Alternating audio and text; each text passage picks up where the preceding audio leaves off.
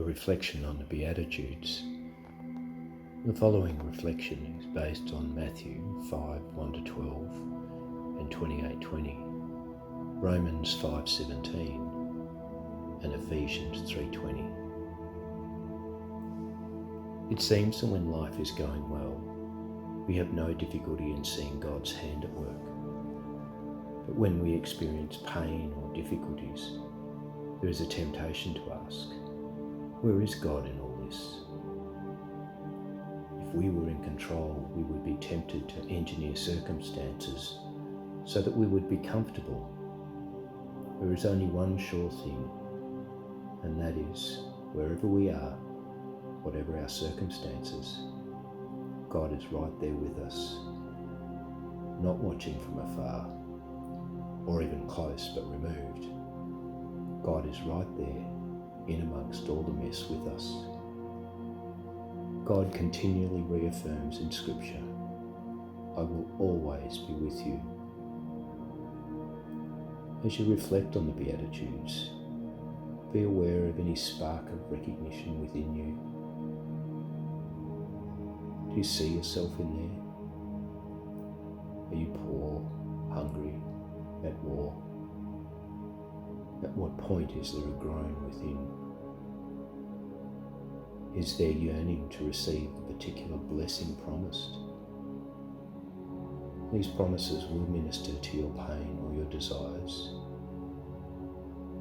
As you reflect on the Beatitudes, listen for the prompting of the Spirit within. Just taking a few deep breaths, putting aside other thoughts and considerations. Listen for the voice of God.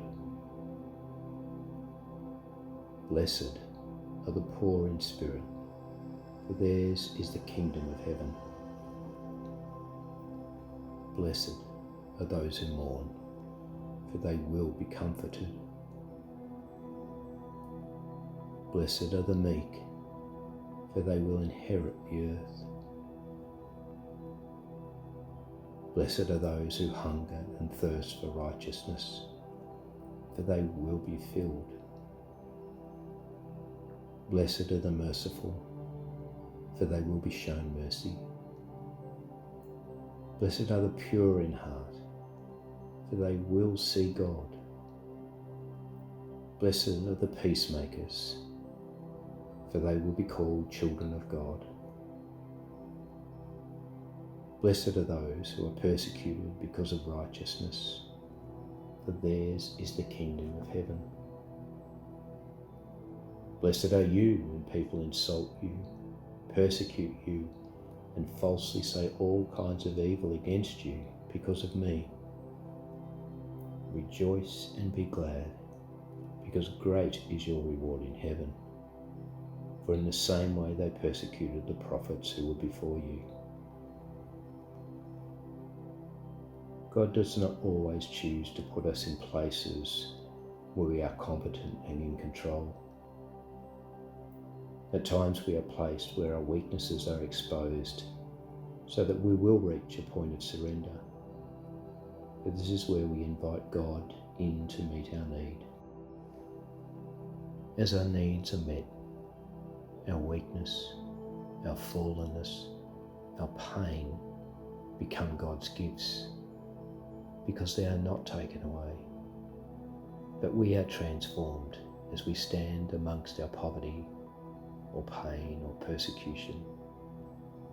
God can more abundantly bless us in areas where we are destitute.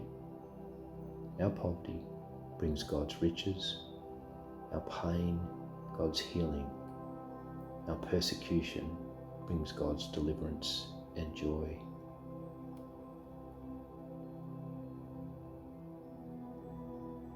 Again, putting aside all other thoughts,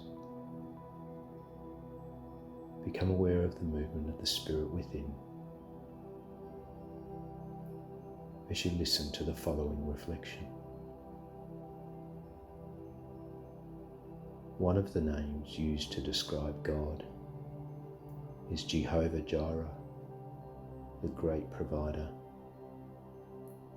This is an aspect of God's character Are you willing to allow God to be the provider in your life? Are you willing to allow God to meet your need? As you meet with God, first ask that God will show you your need rather than you tell God. Listen for God's voice. Lord, what is my need?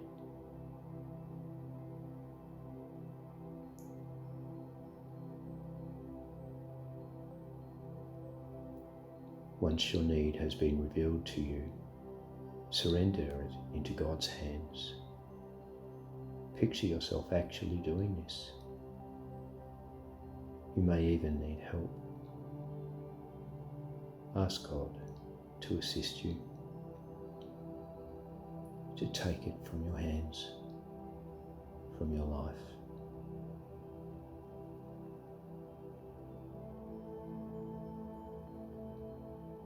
Finally, ask God to help you see that where you are, your circumstances, your situation, can be a gift to you. Any need you may have, ask God, who delights in meeting your needs or providing a way through. Don't always seek to be delivered from where you are, but so that God might be glorified, ask that your need might be met in your situation. As you build a relationship of trust based on experience, you will rejoice and be glad in adverse circumstances, even before God responds, because you know your need will bring about God's richest blessing. The darker the night, the stronger God's light. Rest in His provision.